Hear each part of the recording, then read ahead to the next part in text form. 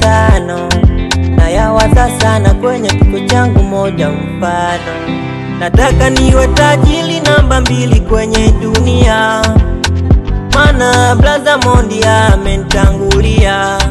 Alishasema na mimi ndo nimefuatia, na mimi inawezekana, Mungu atajalia. Namba 2, niwekeze kwenye mashirika makubwa mfano UNICEF, niwasaidie na watoto yatima.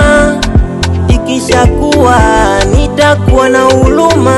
Namba 3, nifanye mengi makubwa kwenye sanaa, nifanye mengi ya tofauti kwenye sanaa. Namba 4, nilipotoka sitasahau mimi, nitawakumbuka wote walionipushi mimi. Namba 5, niende nchi mbalimbali hapa duniani, mfano Marekani. Ikishakuwa nitakuwa na huruma.